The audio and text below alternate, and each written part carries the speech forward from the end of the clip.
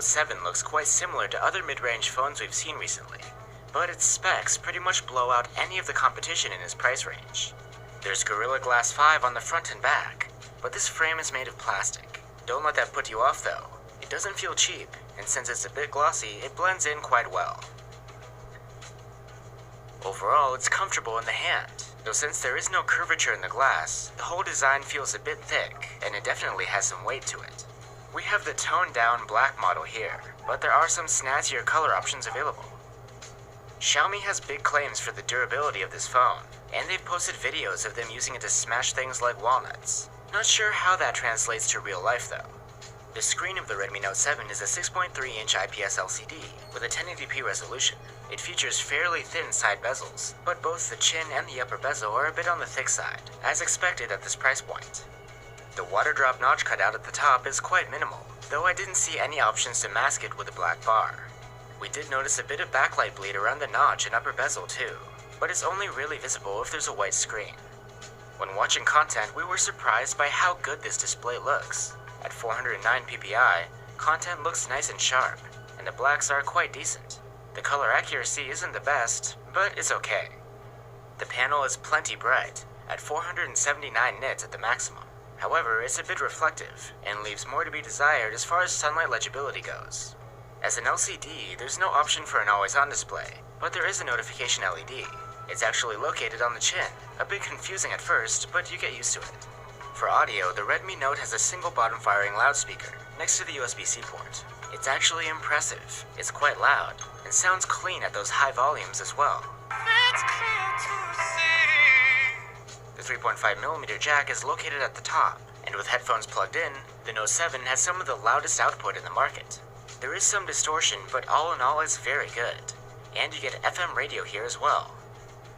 If you want, you can expand the storage beyond the standard 64 gigs via microSD, so you can keep more media on your phone. However, this will take up the second SIM slot. The rear-mounted fingerprint reader is lightning fast to recognize you and unlock the phone, as we've come to expect from Xiaomi. There's also a face unlock option. It's a bit less secure, though some people find it more convenient. The Redmi Note 7 runs Xiaomi's custom MIUI 10 interface over the latest Android 9 Pie. There's no app drawer in MIUI. All of the apps are on the home screen. The task switcher has been revamped, now showing all of your open apps in a vertical stack 4 at a time. Going left takes you to the app vault. That gives you quick access to commonly used apps, notes, and news. Since there's an IR blaster, you can control appliances through the Mi Remote app, if you want to. And of course, you can opt to use gesture navigation as well. The style is similar to the one made popular on Apple's iOS. Performance-wise, we weren't disappointed by the Redmi Note 7. It has a Snapdragon 660 chipset along with 4 gigs of RAM. We didn't notice any lag or hiccups, and there were no throttling issues when benchmarking or gaming. Overall, it has some of the best performance in the current mid-range category. The Redmi Note 7's battery is quite large at 4000 mAh, and we expected some pretty good battery life here. Again, we weren't disappointed. It scores an excellent endurance rating of 108 hours in our proprietary tests. As far as charging goes, the included 10-watt charger was able to charge from 0 to 30% in half an hour. Not too impressive. But there is a bright side. The phone supports Quick Charge 4, so if you can find one of those chargers, you'll be in good shape. The Note 7 has a pretty stacked spec sheet, and on top of the list is the camera at 48 megapixels and f1.8. It's paired with a 5 megapixel depth sensing camera for portrait mode. Although the sensor is 48 megapixels, because of its quad Bayer arrangement and pixel binning, the output of the camera is actually 12 megapixels, but you can opt for the full 48 in Pro mode. However, these end up noisier, so better stick to the default. In broad daylight, 12 megapixel photos are consistently quite good. There's plenty of detail, good contrast, and almost no noise. The colors might not be to everyone's taste though. They're quite punchy and not really true to life. We also do have some complaints about the exposure. The auto mode returns somewhat darker images than we would prefer.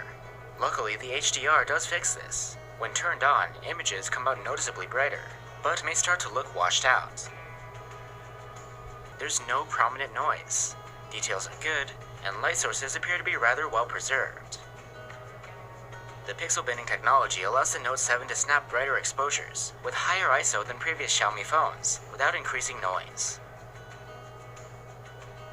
There is a dedicated night mode too. It really makes a difference by restoring the highlights and bringing out the shadows. But you can get most of these benefits from just using HDR in normal mode, and that's more convenient too. Just 1080p at either 30 or 60 FPS. Dynamic range is a bit narrow, but contrast is nice. Videos do appear to be a bit noisy though, even when there's sufficient light. However, we were disappointed to see that there is no 4K option here, as the Snapdragon 660 is perfectly capable of handling it. We found that you can shoot with no problems if you download a third-party app like Open Camera. This means Xiaomi probably disabled 4K video on purpose.